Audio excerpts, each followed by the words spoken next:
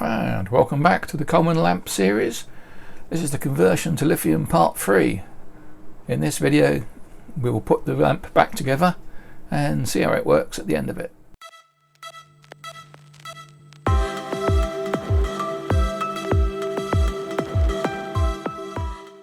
I thought I'd cut it a bit short and not actually show the sticking it on here, but as you can see I've used the existing board that's been cut about a bit, and to mount the 360 ohm 0.36 ohm resistor, and I've used some of the holes to mount the boards down.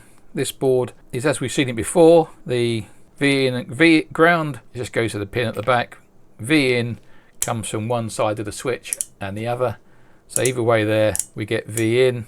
The LED is driven from this side, that's V out, and then it tacks onto this side, which is the hot side of the 0.36 resistor, and then that comes back through the little bit of air board. That's a 560 ohm resistor going to the feedback pin, and when it's in normal mode and the switch is over here, this wire is open circuit, and we have a 360 ohm resistor from the V out to the feedback, and that gives me about 280 milliamps total into the board. And then when I put it the other way, this is connected to V out, and there is a 910 ohm resistor that is switched effectively in parallel with the 360 ohm resistor, and that drops the power down. Sorry, so when it's in high power, this is open circuit. The 360 gives about 790 milliamps through the LED, sorry. And then when you switch to low power, this goes high, that resistor gets added in parallel with that one, and the current drops to about 230. So, and then I shall put some hot snot on this. These are just extenders because the wires on here aren't very big. So the next thing is to assemble this bit back into the lamp, and we'll show you that when it's done. Well, the next stage. Right, what we have here is the base of the lamp, and this is where it had 8 batteries. That's the locations of the battery strip that I've broken off. You can see those little white marks where the metal strip was broken free, and these are the batteries I'm going to use, which are, that's what they are, 18650s. I'm not sure what the capacity is, but we can look it up later maybe. The problem is they're going to rattle around, and it's metallized on the inside. So what I've done is I printed off a plate which drops in there, lines up with the original mounting holes, and it has positions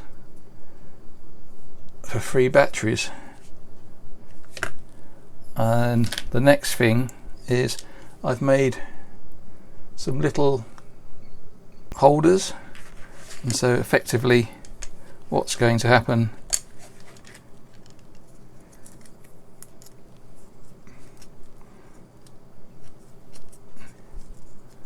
is a tie wrap will go in there, the battery will sit in there, that will do up, and there'll be 2 for each battery, and hopefully that's going to hold them nice and snug.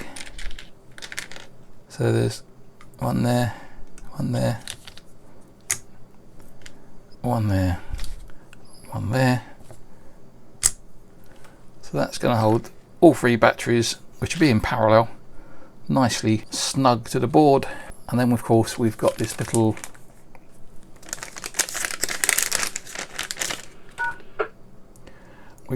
board for a charger, and I think it's a battery protection board as well, and that's got to go in there as well.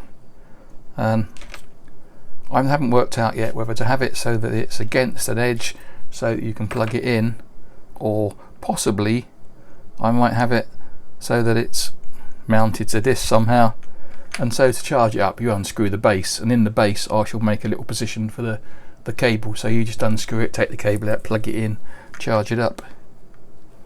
I haven't thought that far ahead yet, and maybe a single LED here somewhere drilled through the case as a indicator of whether it's charged or not. But that depends on how easy it is to put a single LED this board. Bit of research on that. Right, the other problem is, if you can see down here, these raised lumps. I don't mind these ones because they're not too bad, but those are quite high and my board sits on them, which means I need extremely long screws to go through there, which I haven't got. They're the existing screw I managed to find in my junk box, ones that are a little bit longer, so I'm hoping they will work if I cut off or grind off these. So the next time you see this, which might be just like that, the lugs will be gone. Right, here we are back, and it's a bit messy in there. It was quite hard getting a Dremel in there to cut the bits off, and also while I was doing that, I've clamped the batteries with tie wraps to the board, to the plastic board. That's going to go in there. The only problem I've got is, even with those bits ground off, these 20mm self tappers aren't long enough. I need longer screws, which is a bugger. Means I'll have to order some off of Amazon or something. Can't seem to find any locally. The next bit is to wire the batteries up. Going to change the wire on the lamp unit on here. I'm going to change the wire in here. I think they're too small. I'm going to put bigger wire on. Wire these all up in parallel, connect them to the light, and then the last job will be trying to think of a suitable place to fix this. I was thinking of just sort of like sticking it on there, or I don't know, I could 3D print another little adapter and super glue it on there so it holds it here. I don't know, I'm just muddling along as I go. So let's get on with the wiring. Right, here we have some slightly thicker wire. Can't remember what size it is. There's 100 meters of it. There's a part number on there from RS 803-4105.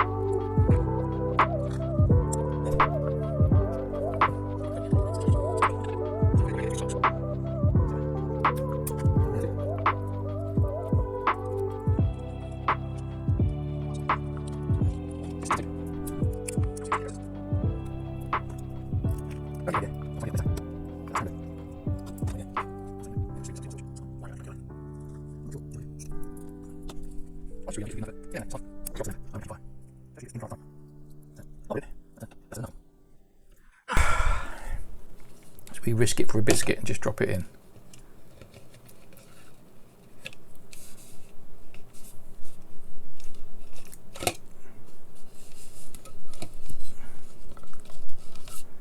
There you go. Looks like I'm making a bomb. That's nicely in there.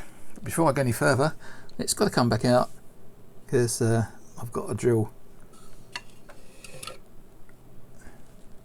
Got to drill some holes through here to bring the power cables in. Let's see one of these.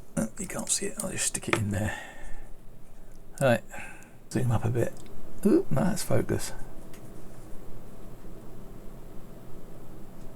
Zoom up.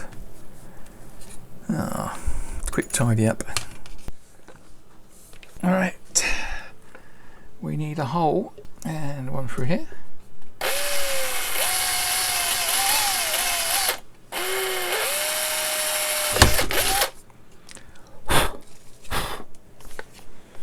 That's a really blunt drill bit.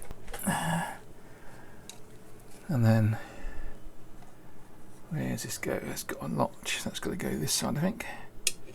Can go down there. That can go down there.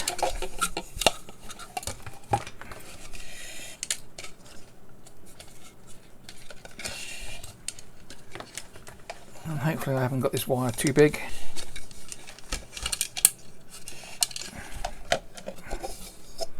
That fits in there.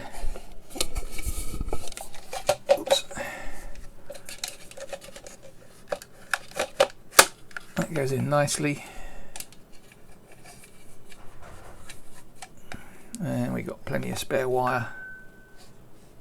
So now the hope is that my board won't get in the way. You can't see this, can you? That's not going to work.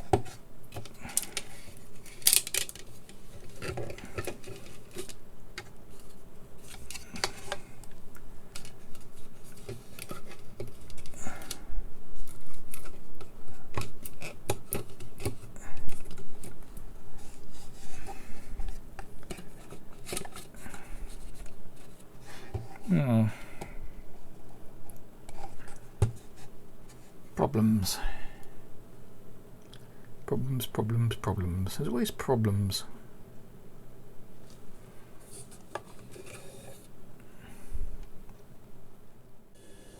Right, fresh back from the messy grinding. I've ground down as best I can. This gets in the way of all the, there's a bit of dust in there, but that can stay. Yeah, so that's ground down all those bits of plastic sticking up. I've drilled 2 extra holes here, as I was going to bring the power out through where the power used to go, but it gets in the way of my board.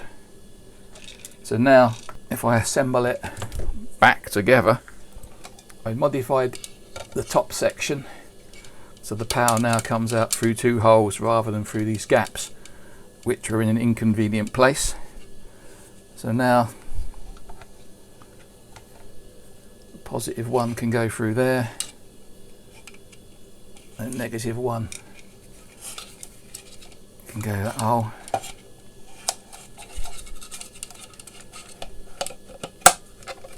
And now that sits in there nicely, and then the batteries, positive goes through that hole, negative goes through that hole.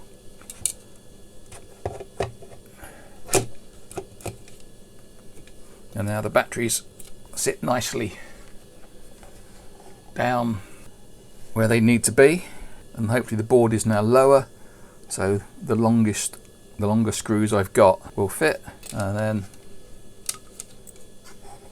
the battery wires, the lamp wires, will then solder onto the battery there and there, and then that just leaves us where to stick this. I'm not sure yet. This is metallized on the inside, so sticking it to the inside might be an issue. But if you remember,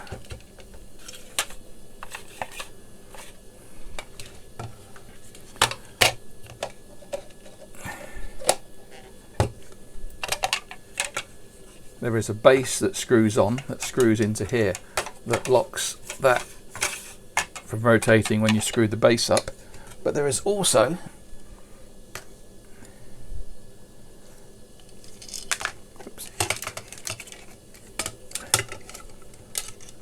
this part that goes in here somewhere. There is a lip that it catches on, I'm sure of it. But,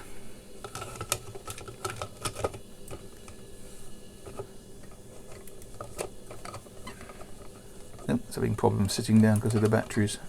So that goes in there. And what I was thinking is, if I remove all of these, I don't know. I was thinking I can print a disc to go in there, and then that can possibly sit on that disc. Just depends on how far this clamps down when it goes on, as I'm a bit unsure at the moment. That looks like a reasonable place, and it means I can cover the batteries up, so all that will be covered, and you might just see the board. I don't know, it's a bit hit and miss as to what I'm going to do next, so I got to sort of think about that. Sort of, let's say this bit goes down that tunnel and then screws on.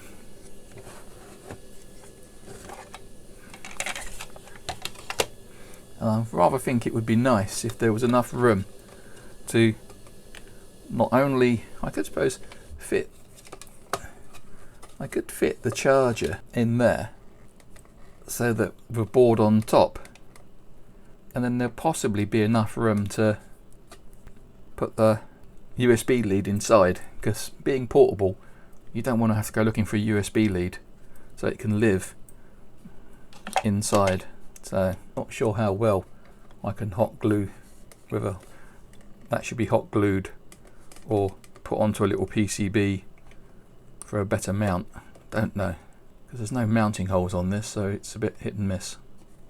Anyway, that's as far as we got, and we'll carry on. As you can see here, speeded up, I decided not to drill holes through the box to have the state of the charge being shown.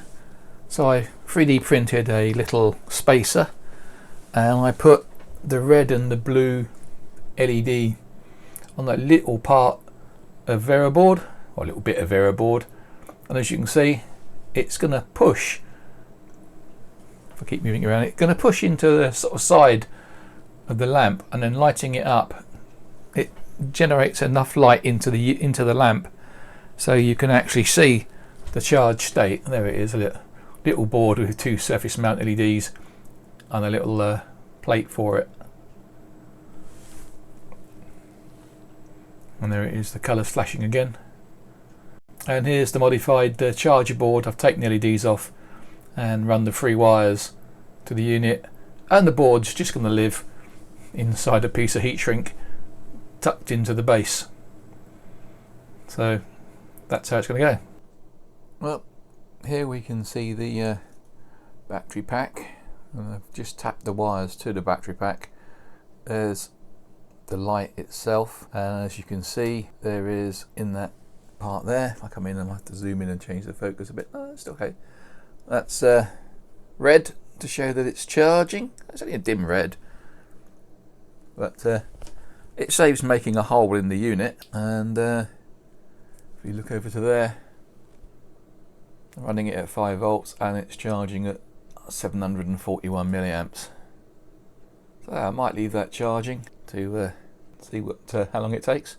If needs be, I can run it up to 30 amp on that power supply. That's my power supply stack. 0 to 30 volts, 0 to 30 amps, 0 to 40 volts, 0 to 5 amps, 0 to 32 at 5 amps, and the thing's all resting, poor thing down there, on top of a 3468A 5.5 digit multimeter. Poor little thing, needs to get a better place. Anyway, there we go. It's a bit messy here. As you can see, it's got all its guts everywhere. So we are coming to the conclusion of this project. One more thing to do, and that's cut the hole into the... Ooh, this is the cover that goes underneath that with the switch on it. Can't really see the switch. There's the switch, and I'm going to cut a hole in here for a DC jack, and then that will be it. Job done. Coming to the end of the project slowly. Make you all dizzy now. Just a quick look. There's the power plug on the inside. I did a little 3D plate just to hide up some mess on the outside. There's the board and the bodging. What I have noticed is the silver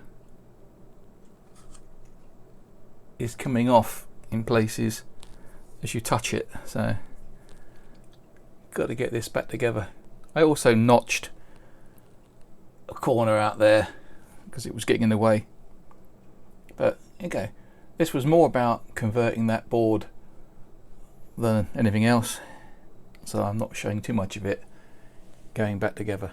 Well, here we have the finished light. As you can see, it's got high, low and off. This is low, that's about 300 milliamps, and this is high, and that's about 800 milliamps. Can't really show up on the camera much, is it? But there you go. Job's a good one. And there's the rather bodged. I wanted to have it flush, but there wasn't enough room, so it had to stick out slightly. But as you can see, it kind of it's not too bad. It will do. After all, it's only a camping light. So, well, if you managed to make it this far, hit the subscribe button, click on the like button, hit the bell for notifications, and comment please, and I'll catch you on the next one. Bye for now.